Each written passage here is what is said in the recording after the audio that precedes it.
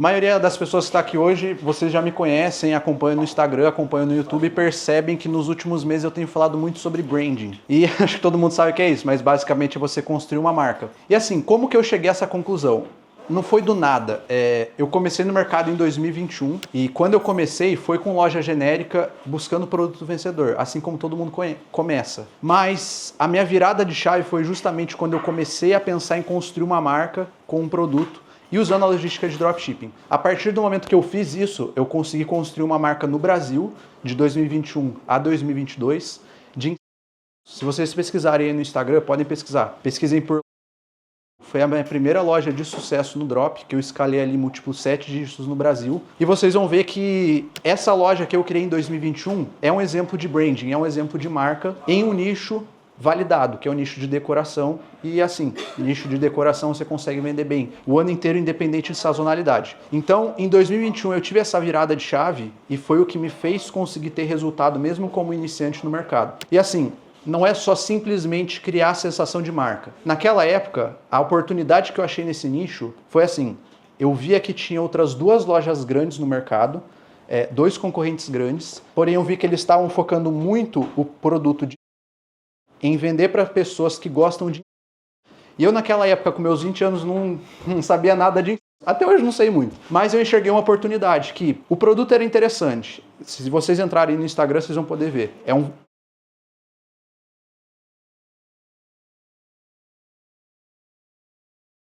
Quando eu olhei aquele produto, eu pensei, esse produto é interessante. Só que os meus concorrentes estavam vendendo com esse ângulo.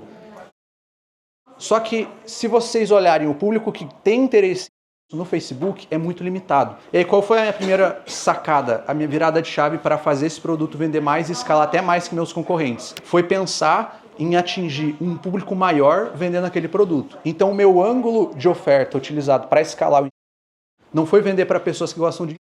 foi vender como um artigo de decoração. Então, quando eu puxei para esse ângulo de oferta, de marketing, eu consegui escalar muito mais que meus concorrentes, mesmo sendo iniciante. Eu lembro que eu comecei no dropshipping em março de 2021, em maio fiz minha primeira venda, 6 meses depois eu estava faturando R$200 mil por mês, e assim, um iniciante. Estava há 6 meses no mercado. Então, desde aquela época eu entendi que a solução para você ter uma consistência no longo prazo é construir essa sensação de marca em volta de algum produto. E depois, em 2022, quando eu comecei no dropshipping global, eu levei esse mesmo conhecimento que eu apliquei no Brasil para fora, só que aí eu consegui uma escala muito maior, onde eu saí de R$200 mil por mês para 1 milhão, R$1,5 milhão. E como que eu fiz? Qual foi o meu primeiro produto vencedor no dropshipping global em 2022? Foi entrar no nicho, que hoje é minha especialidade, o nicho de moda.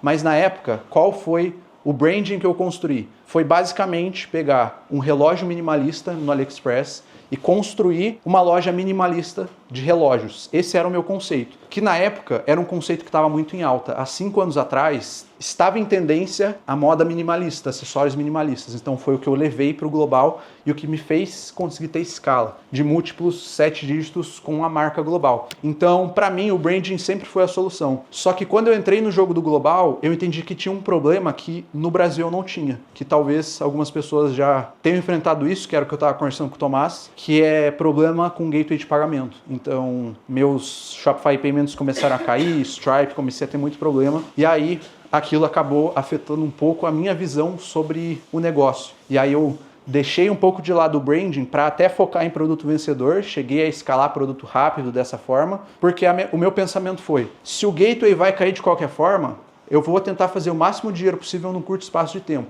Por quê? Há 2, 3 anos atrás eu não tinha as soluções que eu tenho em relação a gateway de pagamento e também não tinha a maturidade e experiência que eu tenho hoje no mercado. E aí depois de sofrer muito com gateway de pagamento durante 1 ano e meio, escalar e cair loja e subir loja de novo, eu comecei a pensar, por que os gateways de pagamento caem? Por que eu estou tendo tanto bloqueio com gateway de pagamento? Primeiro ponto, escalar rápido. E segundo, vender produtos que, aos olhos do gateway, não são bons de vender. E aí eu voltei naquele pensamento que eu tinha em 2021, 2022, 2023, de construir uma marca. Porque assim, quando a gente constrói uma marca, a gente, na maioria das vezes, não vai acertar o produto, não vai começar a ser lucrativo logo de início. E pensando, em conseguir manter um gateway por muito tempo e não ter problema com isso, construir a marca é uma solução. Porque se você não vai escalar logo de cara, você vai passar ali 1, 2, 3 meses, talvez até tendo prejuízo, porém vendendo. Mas não vai ter aquela escala. Então, você vai vender e a cada mês você vai vender um pouquinho mais. Isso vai fazer com que o gateway de pagamento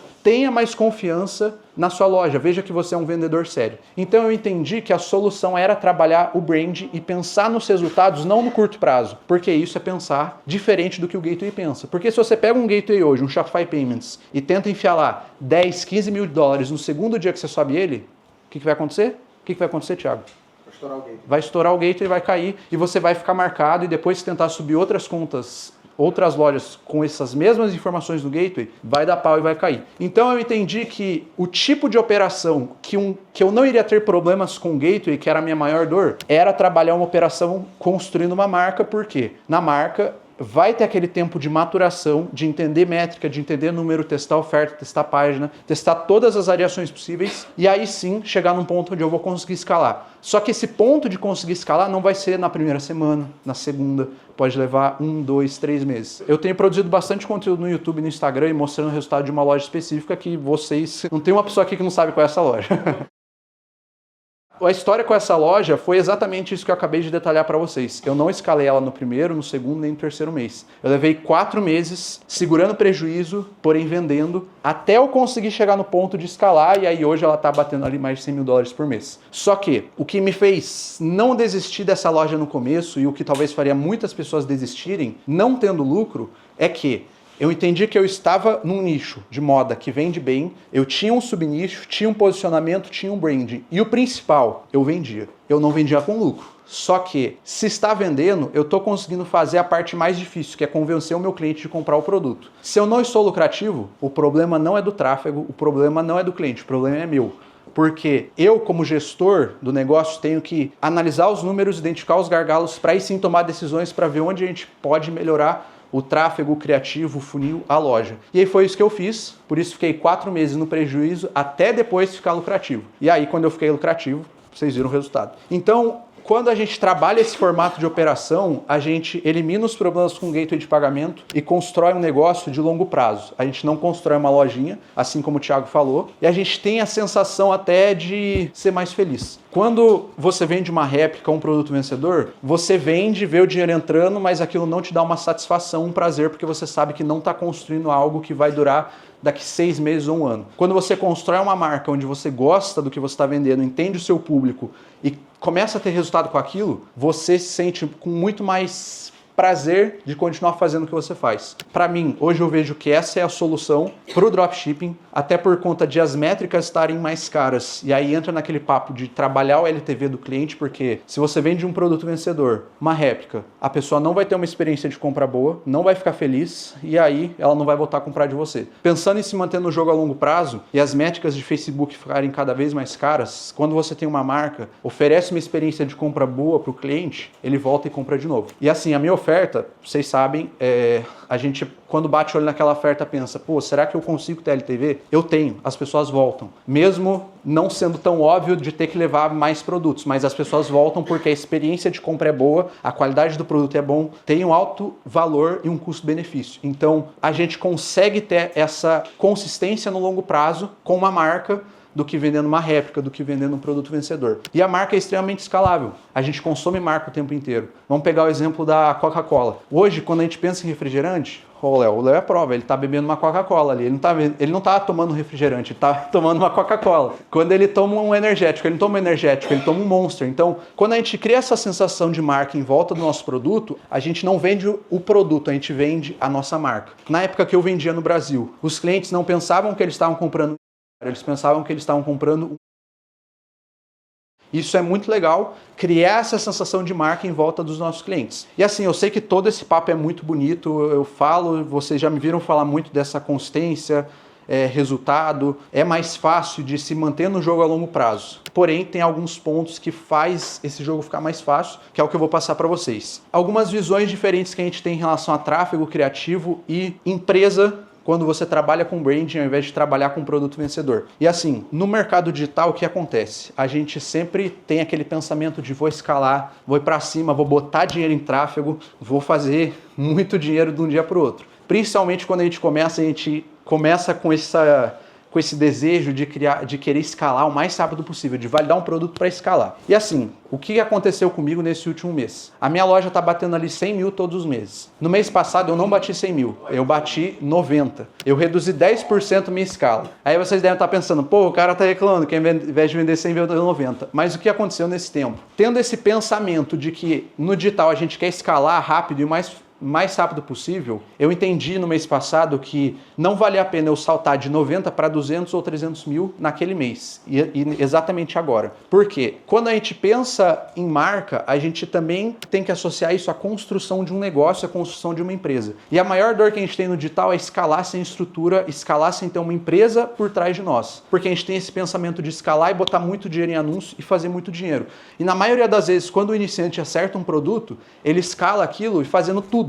No máximo ele e uma pessoa de suporte. Mas quando a gente pensa em construir marca, muitas das vezes é melhor reinvestir o lucro no negócio do que simplesmente tirar o dinheiro. Porque isso no longo prazo é o que vai fazer você vencer o jogo. Então voltando para o que eu fiz no mês passado, porque eu não escalei de 100 para 200, 300 mil. No mês passado, a gente estava exatamente um mês do verão, que para mim, para o meu nicho vai ser o pico da escala durante o ano. E eu entendi que a minha estrutura, o meu back-end, ele não estava tão ajustado, então tinha um processo que eu precisava corrigir. E aí no mês passado eu contratei um gestor operacional e aí isso me aliviou muito trabalho da operação, melhorei meus processos de suporte, tentei maximizar ao máximo a experiência do cliente, então eu mudei fornecedor, mudei embalagem, melhorei qualidade de produto. Em relação ao e-mail marketing, que traz vendas no orgânico, através do back-end, eu troquei de agência, peguei uma agência gringa. É engraçado, porque o feeling que um brasileiro tem e o feeling que um gringo tem em relação a branding é totalmente diferente, porque quando eu sentei para fazer a call com o cara, expliquei o conceito da marca e a ideia, ele entendeu na hora e conseguiu traduzir isso para os e-mails. E foi outro ponto que eu melhorei. Processo de UGC, o processo de influencers, eu melhorei pra caramba também. Estava muito jogado, a gente estava simplesmente só enviando o produto para o cliente, para o influencer e deixando ele ser criativo o suficiente para pensar em qual conteúdo ele ia produzir. Agora a gente melhorou esse sistema. Ao invés de focar em quantidade de influencers, a gente está focando na qualidade. Em todos os influencers a gente manda um briefing para o influencer saber o que ele precisa fazer. Então assim, durante o mês de maio eu melhorei todos esses processos. Eu foquei mais no back-end ao invés de focar no front-end. E por isso minha escala reduziu um pouco. Então, ao invés de trabalhar mais criativos, no mês passado eu quase não testei. Mas eu melhorei a estrutura por trás, que nos próximos meses vai me fazer ganhar muito mais dinheiro do que eu só simplesmente no mês passado tivesse tentado enfocar e empurrar mais dinheiro em escala. Eu não tive o pensamento da escala de curto prazo, e sim no longo prazo, porque eu talvez poderia ter escalado para 150, 200, 300 mil, e aí no mês seguinte, em julho, ter que voltar meu faturamento ali para casa dos 100 mil. Agora, eu estou preparando o terreno para poder escalar para números ainda maiores e se manter. Porque a ideia não é você escalar e depois perder sua escala, mas sim escalar e se manter no jogo, se manter consistente. Eu sempre prezei por isso. Então, esse é um pensamento que eu queria que vocês plantassem na cabeça, que às vezes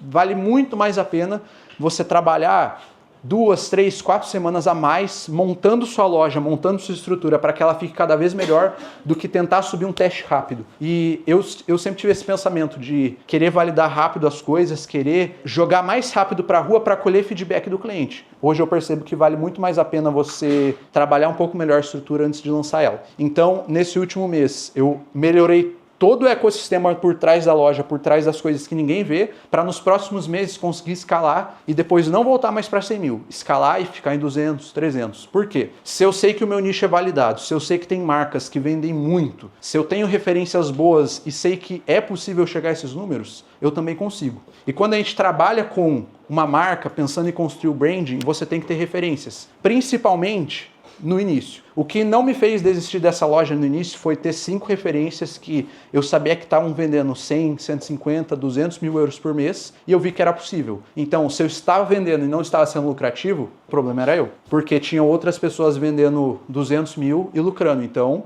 eu tenho que corrigir cada ponto para poder escalar. Então, assim, tendo contextualizado vocês sobre isso, como manter a consistência de uma loja de marca. Aí entra aquele papo de front-end, tráfego e criativo, além do back-end. Então eu vou mostrar para vocês aqui como que eu estou fazendo em relação à estrutura de campanha e depois entrar mais a fundo sobre criativos. Então é o seguinte, para quem me acompanha no Instagram viu que esses tempos atrás eu peguei um aluno que ele é britânico, ele é gringo. Para mim, por si só, aquilo já foi um desafio porque eu ia ter que dar uma mentoria em inglês. Eu nunca tinha dado uma mentoria em inglês. Eu aceitei aquele desafio porque eu pensei, cara, eu vou me provar, eu vou ver se eu consigo ajudar ele. E eu consegui levar esse aluno de 200 libras faturadas por dia para um mês depois estar lucrando 2.000 libras por dia. Não é sorte, não é mágica, é método. Então, o que eu consegui validar para mim, a minha metodologia, eu apliquei nele e o resultado foi muito bom. E basicamente o que a gente fez foi o seguinte, ele já tinha uma loja, já tinha um produto que estava vendendo, só que ele não tinha uma estrutura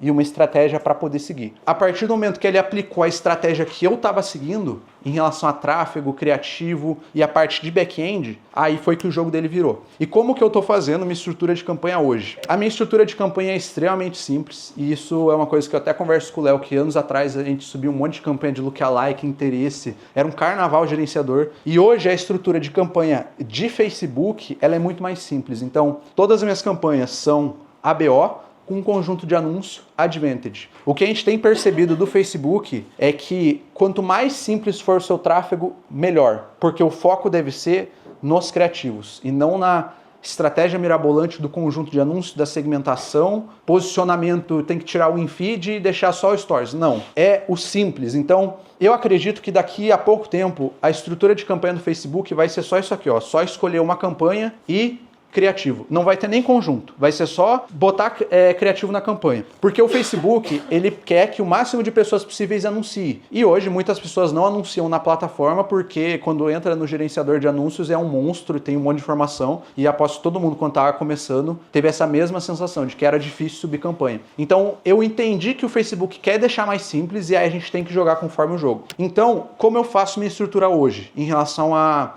campanha? Basicamente, a minha campanha de teste é a mesma da escala e eu sigo uma estrutura de uma campanha CBO com um conjunto de anúncio Advantage e muitos criativos. E muitos criativos de vários formatos diferentes. Então, a segmentação, quem faz é o criativo. Que nem o Léo falou do exemplo do imigrante. Quando ele fala imigrante no início do criativo, ele já vai dizer para o Facebook que ele quer se conectar com essas pessoas. E o Facebook é muito mais inteligente do que a gente imagina. Esses dias atrás eu estava conversando com a Heloísa, minha namorada, e aí a gente estava falando alguma coisa que, tipo assim, eu não lembro o assunto, mas era algo assim muito específico. A gente terminou de conversar, ela pegou o celular e apareceu um anúncio daquilo que a gente estava falando. E tipo assim, ela nunca tinha pesquisado sobre aquilo. Foi muita coincidência de coisa de 5 minutos, o que a gente estava falando apareceu um anúncio para ela. Então eu tenho certeza que o Mark Zuckerberg está ouvindo a gente agora conversar sobre isso aqui. Eles nunca vão falar pra gente que eles escutam o que a gente fala por esses microfones aqui, mas eu tenho certeza que eles escutam. Então, o que vai fazer a segmentação é o nosso criativo. A gente vai jogar pro Facebook o máximo de criativos possíveis,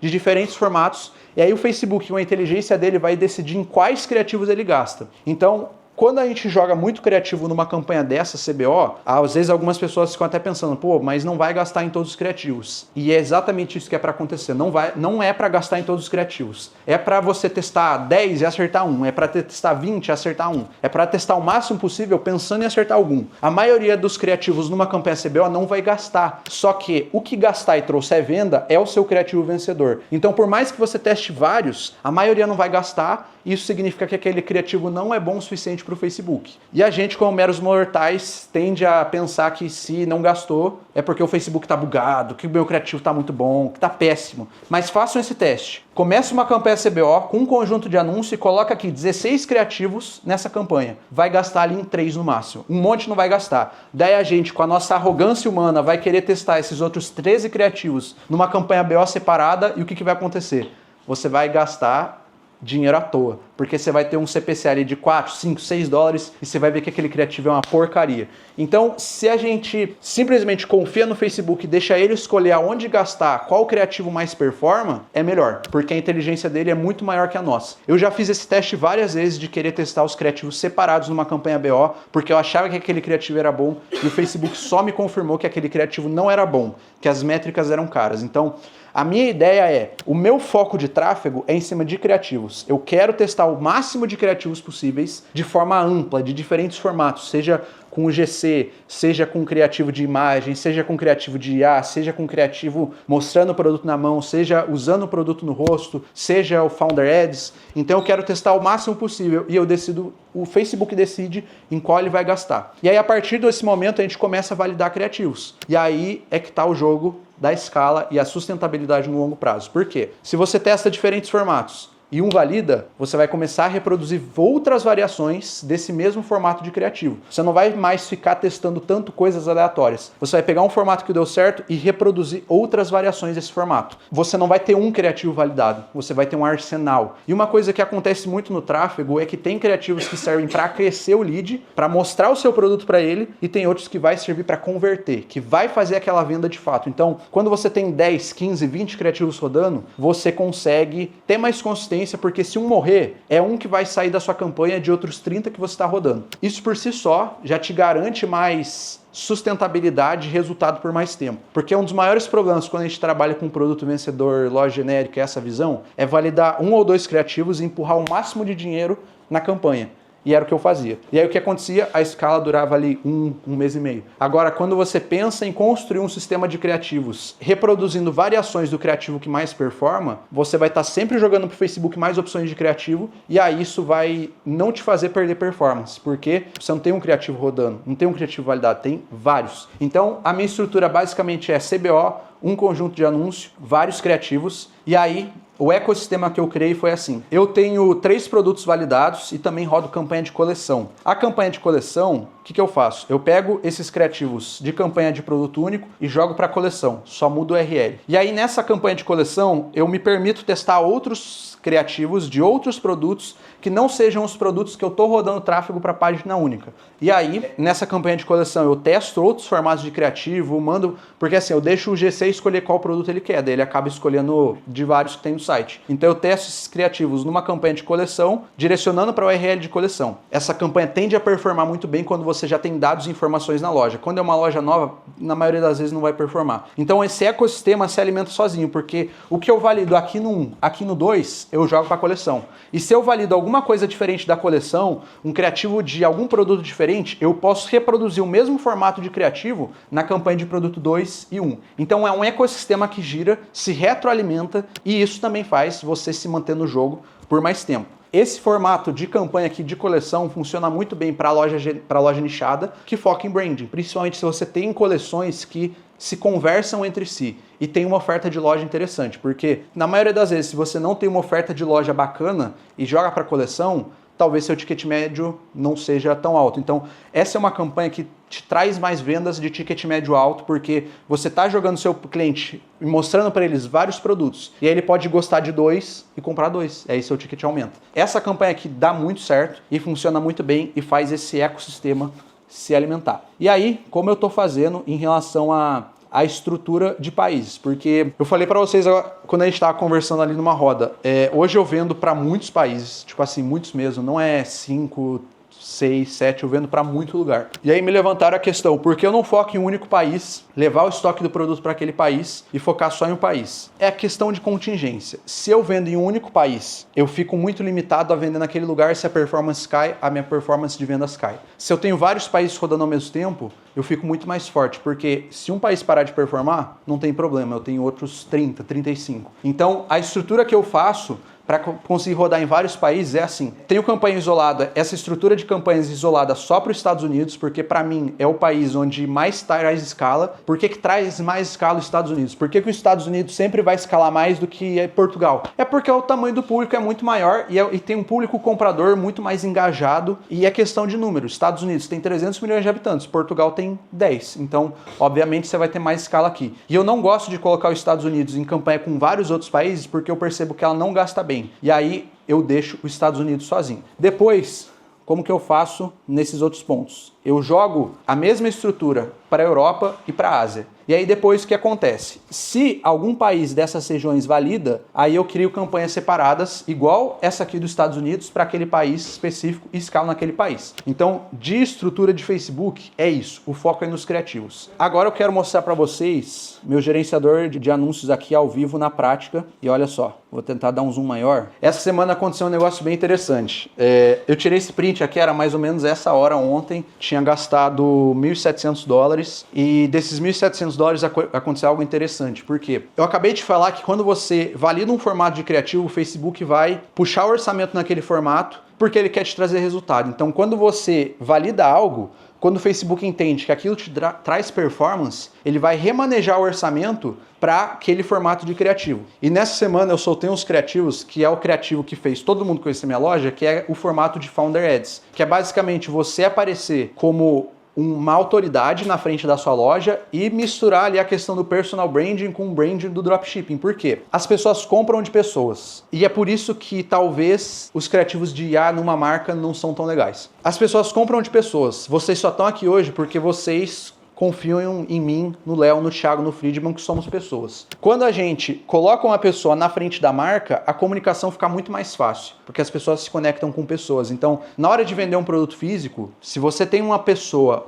na frente da marca, falando e mostrando o produto, contando por que criou a marca, o propósito, você se conecta muito mais com as pessoas. Então, eu joguei novas variações desse formato de criativo essa semana e olha o que aconteceu. Eu tirei esse print ontem, mais ou menos essa hora, eu tinha gastado $1.700 em anúncio e olha quanto desse orçamento estava indo para esse formato de criativo. Vou dar um zoom aqui para vocês, ó. Aqui no nome do anúncio eu filtrei por Founder, para só aparecer criativo com essa nomenclatura, que é esse formato. Daqueles $1.700 gastos, 1.300 foi para esse criativo, para esse formato de criativo. Para vocês verem o poder de ter uma pessoa à frente da marca se posicionando como uma autoridade. Então, de $1.700 gastos, 1.300 foi só para esse formato de criativo. E sabe quando eu soltei esse criativo na campanha? Terça-feira. Terça-feira eu soltei esses criativos, o Facebook já começou a entender que era um criativo bom, ele começou a jogar orçamento lá dentro. A minha escala ficou muito mais lucrativa, eu consegui colocar mais dinheiro em anúncio e meu lucro ficou maior. O Facebook começou a direcionar para esse formato de criativo. Se vocês entrarem no meu Instagram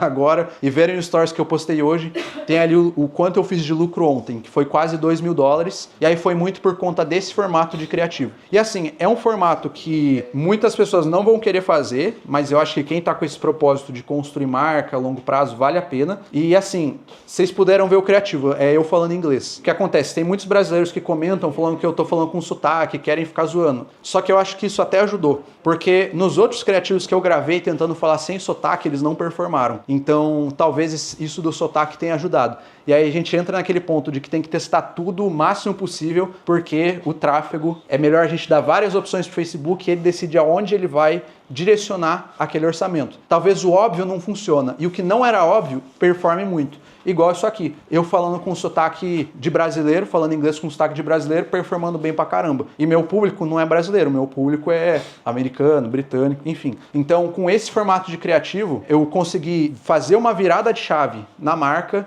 e entrar em uma escala lucrativa. E com todo mundo de aluno, assim, mentorado, que eu passei para testar esse criativo que tá rodando loja com marca, foi uma virada de chave também. Teve um, inclusive, que o CPA caiu de R$250 para R$60, assim, de um dia para outro. Então, é um formato que poucas pessoas fazem, vale a pena explorar, e eu sei que não é todo mundo que vai explorar, por mais que eu fale isso para vocês, porque não é todo mundo que quer colocar a cara na frente da loja.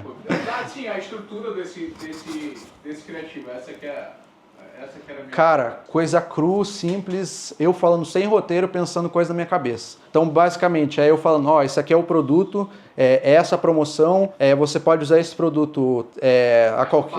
Começa falando que eu sou no meio do vídeo eu falo meu nome, falo que eu sou fundador, falo do porquê eu criei, tipo cru mesmo. É até ridículo falar que é simples, mas realmente é. Tipo, é só ligar a câmera e falar. E aí no meio desses vídeos tem aqueles famosos B-rolls, tipo cenas de take, que daí é de pessoa usando, mostrando o produto na mão, intercalando. Daí nisso faz várias variações. Mas a base é mais ou menos essa. E deu muito certo. Essa aqui é oferta, clique no link. Falando com sotaque, de boné mesmo e azar. E deu muito bom. Então, é mais ou menos Isso, deixa eu mudar aqui. Então agora pra gente entrar um pouco mais nesse formato de criativo, porque assim, eu comentei com vocês um dos formatos que eu faço. Porque eu vejo o criativo como uma engrenagem. Então, uma engrenagem que gira e depende de vários fatores para funcionar aquilo. Então, por exemplo, para mim hoje, o que funciona muito bem? Criativo IA, Founder Ads, In-Hand, que é tipo mostrar o produto na mão, e o GC. E aí, como eu fiz para organizar isso? É uma coisa que até que eu quero passar para vocês. Quando a gente está empreendendo, quando a gente vira empresário, a gente não tem que ter aquela mentalidade de querer fazer as coisas tudo sozinho e não delegar. A gente tem que atingir o sucesso através de outras pessoas. Porque quando é você só trabalhando, você só tem 24 horas por dia. Quando você tem outras pessoas trabalhando com você, suas 24 horas viram 48, 72. Quando você tem uma equipe, uma estrutura de time trabalhando junto com você, são várias cabeças pensando no negócio. E na parte de criativos isso é muito importante porque eu posso pensar o criativo de uma forma. Se eu tenho uma outra pessoa, vai ser uma outra cabeça, um outro cérebro pensando e vai ser um outro formato de criativo que ela vai pensar. Então, quanto mais pessoas pensando, mais ideias vão surgir, mais formatos você consegue testar. E a forma que eu organizei isso foi separando cada formato de criativo que performa para mim e direcionando para pessoas que vão cuidar e produzir esse formato. Obviamente, o Founder Ads, isso jamais tem como eu delegar, porque não tem como uma outra pessoa falar disso por mim, mas os outros formatos eu deleguei. Porque a ideia é gerar novos materiais para jogar para edição e aí depois testar na campanha. Então eu enxergo isso como uma engrenagem, um ecossistema que faz girar. Claro que quando alguém estiver começando, vai ser só ela fazendo, mas a partir do momento que começar a ter resultado, investe numa agência, contrata uma agência, contrata alguém para pensar de formas diferentes os seus criativos. E o resultado disso é muito importante, porque hoje eu vejo que se não fosse o criativo, eu não teria a escala que eu tenho, os números ali não deixam mentir. Hoje eu vejo que a parte do criativo, cara, é a mais importante do negócio. Não tem outra parte que não seja mais importante que isso, porque é o primeiro ponto de contato que o cliente vai ter com você. Tem que ter diferentes formas de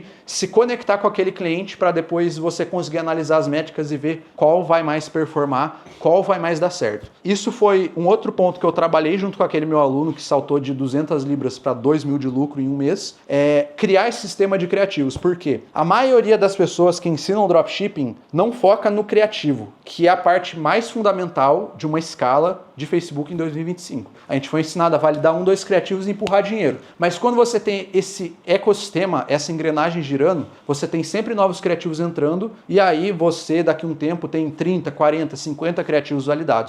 E aí, se um para de performar, você tem outros 49. Esse é o ponto mais importante, claro, além de oferta, o branding, posicionamento, Instagram, para fazer o seu resultado durar por muito tempo. Você não vai escalar um mês e depois vai morrer. Você vai escalar por muito tempo, meses ou até anos. Isso aqui é uma das partes principais para fazer essa escala continuar girando. Foquem nos criativos, esse é um dos pontos mais importantes para vocês terem resultado no dropshipping, no e-commerce, em lojas com branding. Diria que isso aqui é 80-20. Claro que alinhado com uma boa oferta, com uma estrutura de tráfego que você consegue seguir e seja simples, um bom branding, posicionamento, rede social, ter pessoas usando o seu produto, isso é muito importante. É isso que eu diria para vocês focarem.